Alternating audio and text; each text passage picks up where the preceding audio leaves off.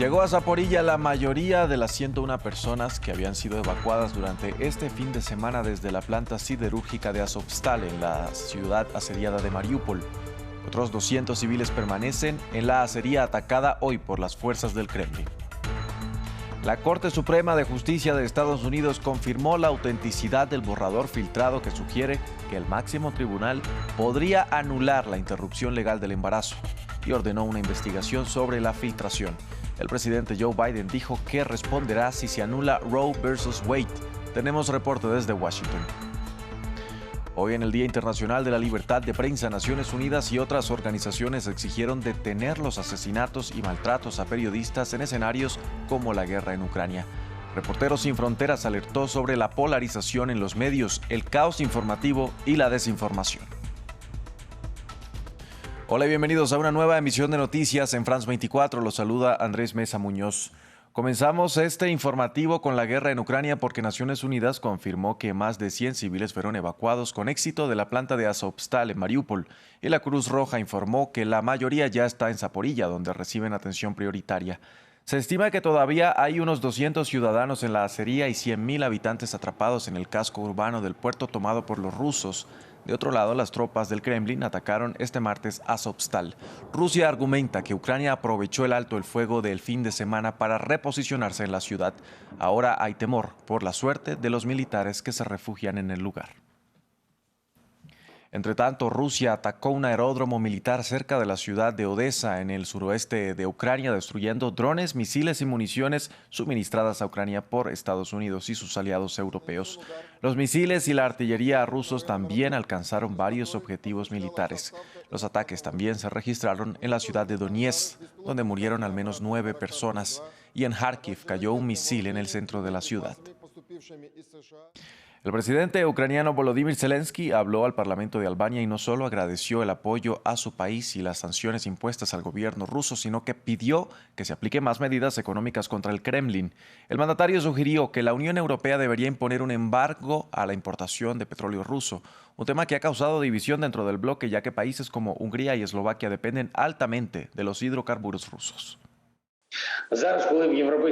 Ahora, cuando la Unión Europea discuta el sexto paquete de sanciones contra Rusia, juntos debemos insistir en aplicar un embargo petrolero como parte de eso, así como un bloqueo serio de cualquier esquema que Rusia use para engañar al mundo libre e ignorar las sanciones. Los bancos rusos deben ser completamente expulsados del sistema financiero internacional. Y también en el plano diplomático, el primer ministro británico Boris Johnson se convirtió en el primer líder occidental en dirigirse al Parlamento ucraniano desde que comenzó la invasión rusa. A través de una videoconferencia, el mandatario anunció otros 300 millones de libras esterlinas en ayuda militar. Además, invocó las palabras del fallecido líder británico Winston Churchill en tiempos de la Segunda Guerra Mundial, cuando Reino Unido enfrentaba la amenaza de ser invadido y derrotado por la Alemania nazi, y elogió la resistencia de los ucranianos a los ataques rusos. Así expresó su confianza en que Ucrania ganaría la guerra. And though your soldiers were always outnumbered, 3-1 it is. Y aunque sus soldados siempre fueron superados en número de 3-1, lucharon con el valor y la energía de los leones y han vencido desde Kiev. Han hecho estallar el mito de que Putin es invencible y han escrito uno de los capítulos más gloriosos de la historia militar y de la vida de su país. In military history and in the life of your country. La llamada fuerza irresistible de la máquina de guerra de Putin se ha estrellado contra el objeto inamovible del patriotismo ucraniano y el amor a la patria. Ukrainian patriotism and love of country. Este es el mejor momento de Ucrania que será recordado y contado para las generaciones venideras. That will be remembered and recounted for generations to come. El presidente francés Emmanuel Macron y su homólogo ruso Vladimir Putin sostuvieron una nueva conversación telefónica, la primera desde el pasado 29 de marzo. En ella, el mandatario galo le dijo a Putin que un cese del fuego era necesario en Ucrania y le pidió que permitiera la continuación de las evacuaciones de los civiles refugiados en Azovstal. Desde París, nuestra periodista Erika Olavarría con los detalles. Las primeras informaciones sobre esta larga llamada telefónica de 2 horas entre Putin y Macron llegaron desde Moscú. Fue el Kremlin que informó que el presidente ruso pidió a su homólogo francés que si Occidente quiere detener las atrocidades en Ucrania, deje de enviar armas a ese país y también aconseje de manera apropiada a las autoridades de Kiev. Según Moscú, ellos siguen abiertos al diálogo. Sin embargo, el presidente Zelensky y su gobierno no están preparados para llevar seriamente las conversaciones de paz. Putin criticó también a la Unión Europea porque no condena los crímenes de guerra, dijo él, ni los bombardeos masivos que realiza Ucrania en el este del país. Hablaron también de la evacuación de civiles desde la planta de Azovstal en Mariupol, gracias a la mediación de Naciones Unidas. Putin dijo que los civiles son retenidos allí por nacionalistas ucranianos. El presidente Macron, en cambio, pidió hablar de la seguridad alimentaria puesta en riesgo debido a este conflicto. Putin dijo que es la responsabilidad de las sanciones de Occidente en contra de su país. Recordemos que esta es la primera conversación telefónica entre ambos líderes desde el pasado 29 de marzo. Eso es un poco antes de que se conociera la masacre de Bucha en la periferia de Kiev. Esas imágenes que dieron la vuelta al mundo de civiles muertos en las calles, que el presidente Macron calificó de insoportables. En ese momento Macron pidió a las autoridades rusas hacerse cargo de estos crímenes. Por cierto, Moscú siempre ha negado ser el responsable de esta masacre.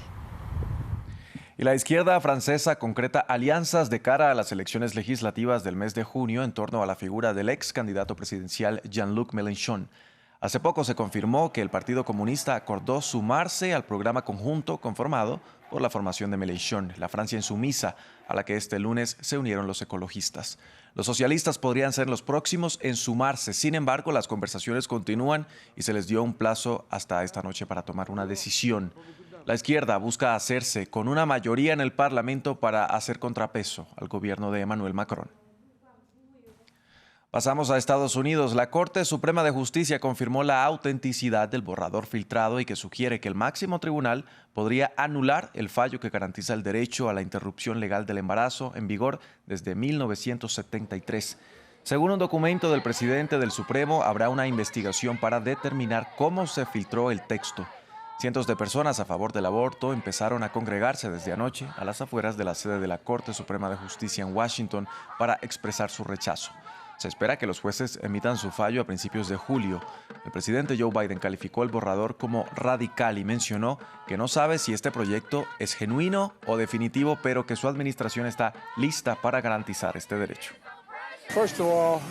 En primer lugar, acabo de recibir una llamada diciendo que se ha anunciado que es un borrador real, pero aún no representa quién votará por él. Espero que no haya suficientes votos. La idea que me preocupa mucho es que después de 50 años vamos a decidir que una mujer no tiene derecho a elegir según los límites de la decisión de la Corte Suprema. Y para ampliar esta noticia, saludamos en Washington a nuestro corresponsal Cristóbal Vázquez. Cristóbal, muy buenos días. Háblenos, por favor, de la filtración. ¿En qué momento ocurrió? ¿Cómo se dio? ¿Cuándo se escribió? ¿Y qué más dice este borrador? Pues este borrador es del 10 de febrero, por eso varios analistas y varias reacciones acá en Washington dicen que es preliminar, que no es el documento final y que también implicaría que los jueces que en este momento apoyan ese borrador podrían cambiar de opinión. Es entonces un borrador del 10 de febrero que ha generado mucha polémica porque es la primera vez en la historia reciente que se filtra una decisión preliminar de los magistrados de la Corte Suprema de Justicia antes de que se emita precisamente este fallo que se daría en cuestión de 2 meses. Los que apoyan esta decisión son 5 de los 9 magistrados. El que escribió este documento de 98 páginas que fue filtrado anoche, publicado por el medio político muy activo y muy presente en la capital y sobre todo en la Corte Suprema de Justicia, pues son los siguientes. Estos magistrados son Amy Coney Barrett, que fue nominada por el expresidente Donald Trump. También está Kavanaugh,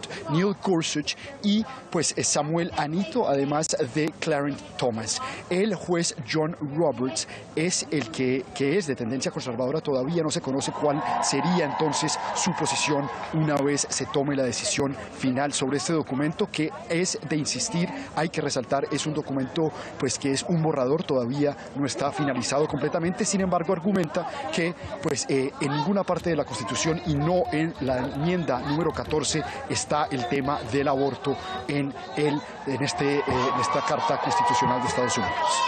Cristóbal, el juez John Roberts precisamente anunció una investigación. También habló el presidente Joe Biden. ¿Qué otras reacciones se conocen frente a este borrador?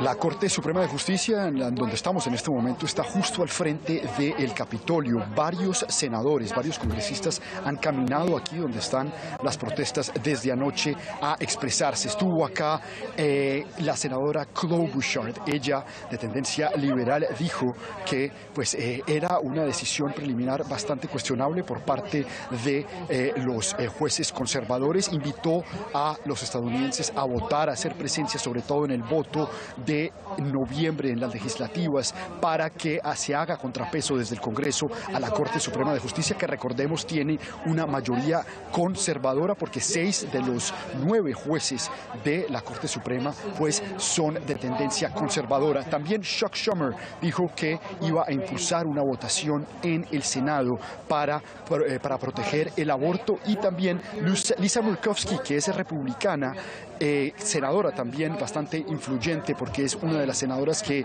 está en el péndulo, que a pesar de ser republicana tiende a votar por iniciativas liberales. Dijo también que este borrador y esta decisión preliminar por parte de los magistrados de la Corte Suprema de Justicia minaban la confianza del público estadounidense en la institución judicial.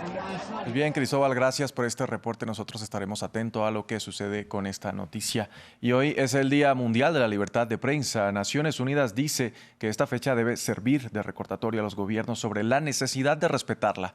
Por su parte, la ONG Reporteros Sin Fronteras publicó su clasificación anual e incluyó en su lista roja un número récord de 26 países.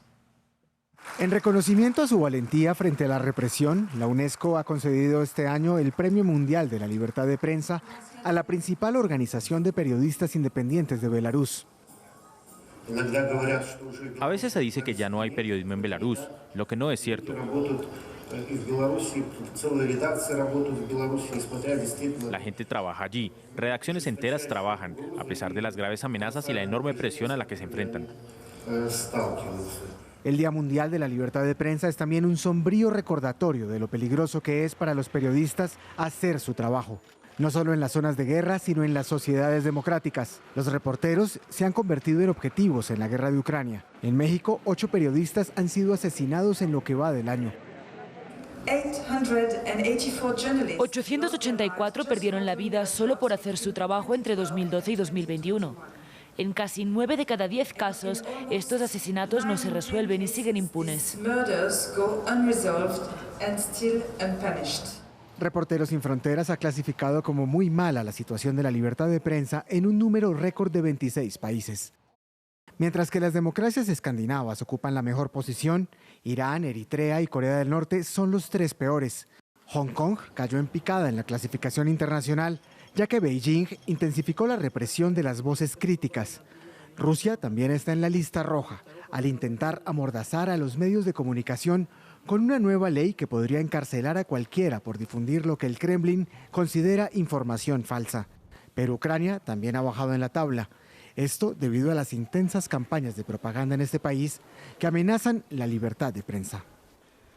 Y hoy se cumplen 15 años de la desaparición de Madeleine McCann, la niña británica que fue vista por última vez la noche del 3 de mayo de 2007, cuando solo tenía 3 años de edad, durante unas vacaciones en Praia da Luz con su familia. La menor se encontraba durmiendo en su habitación en un centro turístico en el sur de Portugal, mientras sus padres cenaban con amigos a pocos metros de distancia. A través de un comunicado, Kate y Jerry McCann se refirieron a este episodio como un crimen horrible y hoy todavía mantienen la esperanza de poder volver a ver a su hija. Musulmanes de todo el mundo continúan celebrando el Eid al-Fitr, la fecha que marca el fin del mes sagrado del Ramadán. En India, miles de devotos se reunieron desde tempranas horas de la mañana en varias ciudades del país para ofrecer sus oraciones.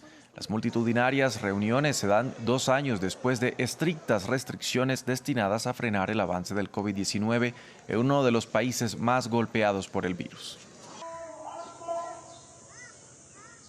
Con estas imágenes despedimos este informativo en France 24. Gracias por acompañarnos. Continúen con toda nuestra programación.